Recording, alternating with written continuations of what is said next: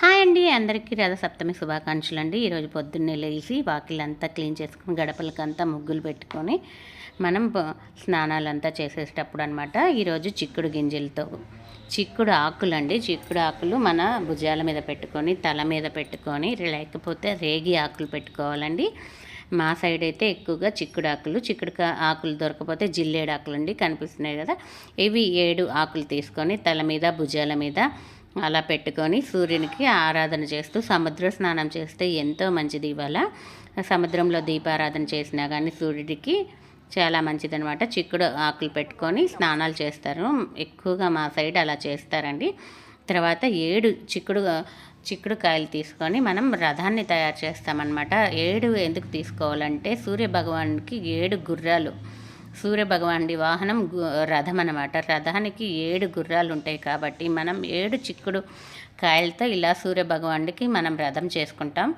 అంటే రథం షేపులో చేసుకొని దాన్ని మనం దేవుడిగా పూజించుకొని ఆవాహ్యం చేసుకొని మనం దీపారాధన చేసుకుంటామండి. ఈ సూర్యభగవానుడికి ఈ రోజున మనం ఫస్ట్ రథసప్తమి అంటేనే సూర్యుడు పుట్టినరోజు అనమాట. సూర్యుడు ఉత్తరం వైపున వాళ్తాడనమాట. ఆ రోజు మనం పొంగల్ చేసుకొని సూర్యునికి ఎంతో ఇష్టమైన పొంగల్ పెట్టుకొని మనం పూజ ప్రారంభించాలండి. దీంట్లో పూజలో కూడా చాలా రకాలు ఉంటాయండి. చేసుకుంటూ ఆదిత్య హృదయం చదువుకోవాలండి, సూర్యనారాయణ మంత్రం చదువుకోవాలి. మా ఊర్లో అయితే ఈరోజు ఖచ్చితంగా చిక్కుడుకాయల కూర చేసుకొని తినాలన్నమాట. అది మా ఊర్లో పద్ధతి. పొంగల్ చేసేసి చిక్కుడు ఆకుల మీదే అనమాట. ఈ చిక్కుడు ఆకులు కనిపిస్తున్నాయి కదండి, వీటి మీదే మాకు నైవేద్యం పడతారనమాట. 7 ఆకులు కానీ 5 ఆకులు కానీ 3 ఆకులు కానీ ఎవరికి తోచిన ఆకులు తీసుకొని వాటి మీద మనం చేసిన పొంగలి నైవేద్యం పెట్టేసి దేవుడికి సమర్పిస్తామన్నమాట. దేవుడికి సమర్పించి మనం చుట్టుపక్కల వాళ్ళకి కావాలంటే పెట్టుకోవచ్చు అనమాట.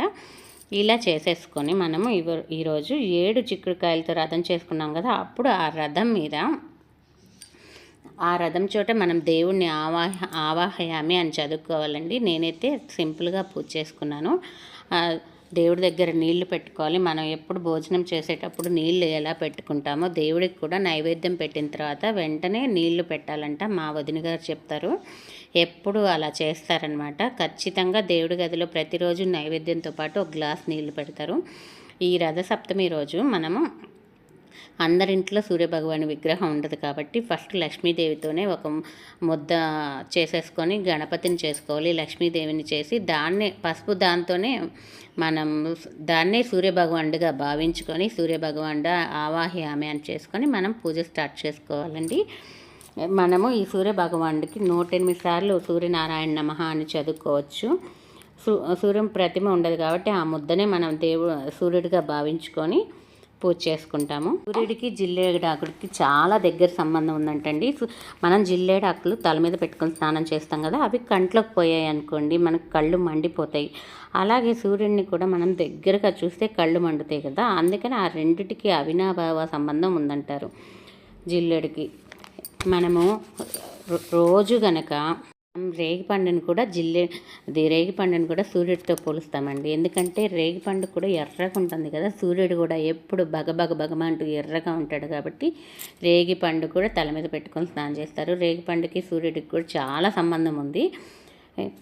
ఇది అనమాట.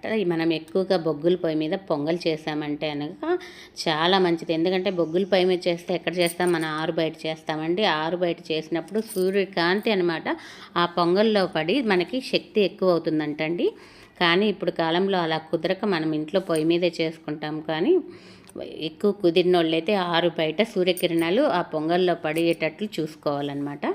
కూడా చాలా విధానాలు ఉన్నాయండి.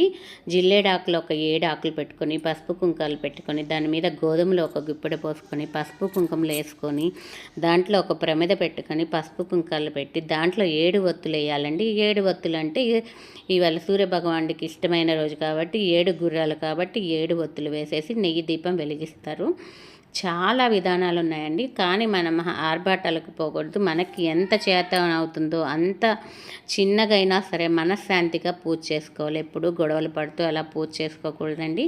ఉన్నంతలో ఎంత ప్రశాంతంగా పూజ చేసుకుంటామో, ఏమి పొంగల్ చేసే అంత శక్తి కూడా లేదా, పాలు బెల్లం పెట్టండి. ఎంత కుదిరితే అంత. అంతేగాని 16 రకాల పిండి వంటలు చేసి ఇంట్లో గొడవ పడుతూ పూజ చేసుకుంటే ప్రయోజనమే ఉండదండి.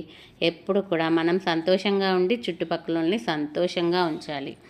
ఎప్పుడు అందరూ బాగుండాలి, అందులో మనం ఉండాలని కోరుకోవాలండి. ఎప్పుడు కూడా ఈ పిల్లలందరికీ ఆరోగ్యాలు కలగాలని కోరుకుంటూ కలగాలండి. నేనైతే చాలా సింపుల్గా పూజ చేసుకున్నానండి. చాలా హ్యాపీగా ఉన్నానన్నమాట.